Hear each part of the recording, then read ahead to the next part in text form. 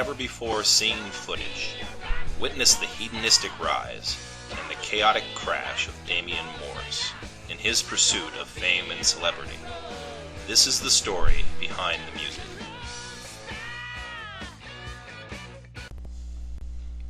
As a child, Damian was close to a stuffed bear he named John Holmes. Damian wanted more for John than just a life as a kid's toy in Middletown, New York. So he sent him off to Hollywood to make it big, a dream he also had for himself. Make it John did, and Damian, missing his stuffed friend, who was now living his dream, would raid the icebox and sit all day in front of the TV, just waiting for one of John's commercials to appear.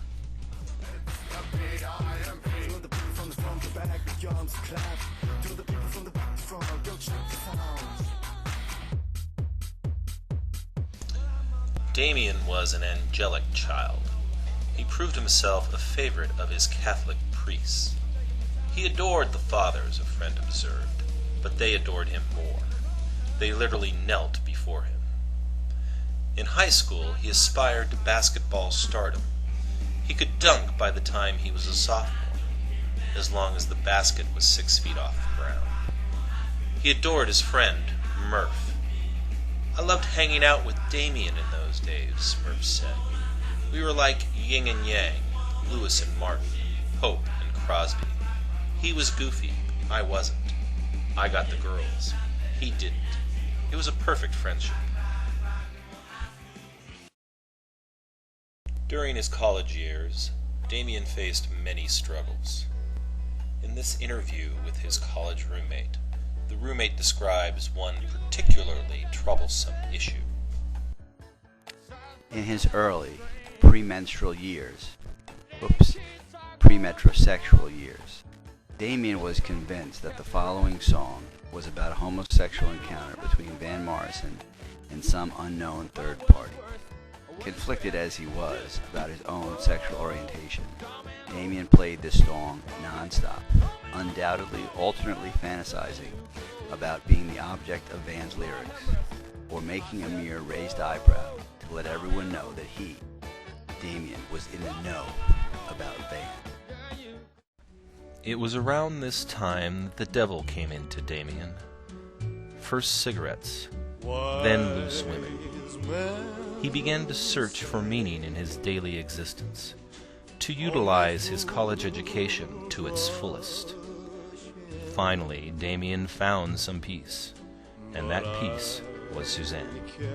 And Damian was lamenting his womanless state. and he, after he got up on the table and screamed at the top of his lungs, "I want a woman!" Ever more infatuated with music, Damian insisted on a karaoke wedding.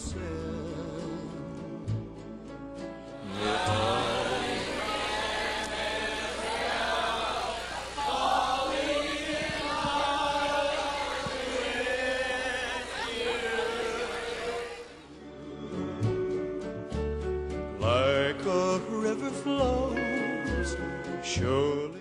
Basking in the glow of their recent marriage, Damian and Suzanne were off to Australia. Damian was smitten. He wanted to show his devotion to his new bride in song. He wrote lyrics and music, arranged the song for the standard rock setup, and hired the finest musicians. Pete Reed was lead guitar and backup vocals. Eric Clapton was on rhythm. That one-armed Def Leppard dude was on drums. And the world-renowned Dave Schoenbrunn on bass. Of course, Damian was lead vocal. The stage was set for the debut of Damian's song. He and Suzanne were to dine at the fabulous five-star restaurant El Fuego. As soon as the fish tacos and burritos were cleared, Damian took the stage and belted out his musical masterpiece, I Touch Myself. It was an instant local hit. The tragedy of that night is that members from the Aussie band The Divinals were in the crowd. They heard the song, stole it, turned it into an international hit, and never paid Damian a dime in royalties. He was crushed, his faith in human nature betrayed. Though deeply hurt by this memory, Damian continues to touch himself frequently today. He calls it shaking hands with the mayor.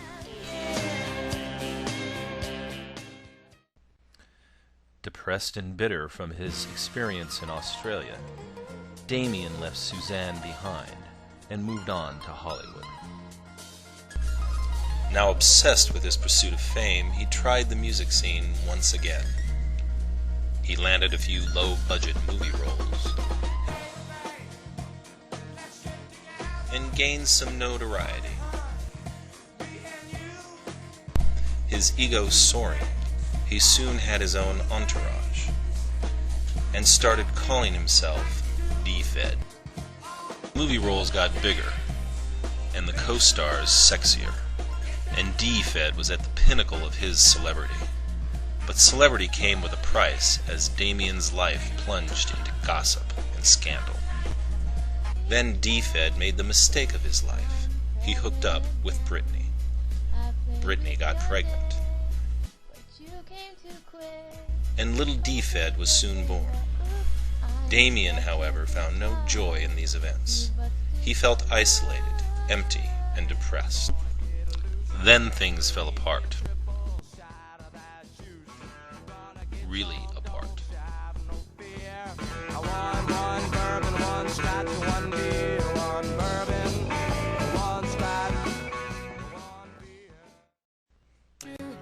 Embarrassed and downtrodden, Damian needed a new start. At the suggestion of his manager, Damian left to tour the country with the band The Dixie Chicks. Singing songs and speaking out against the war in Iraq, Damian felt like a new man. Until one fateful day, when he was arrested by Homeland Security for political agitation and sent before a military tribunal. President Bush, taking a personal interest in his case, pronounced sentence. Damian and his manager were sent to Guantanamo Bay to serve out their sentence as enemy combatants.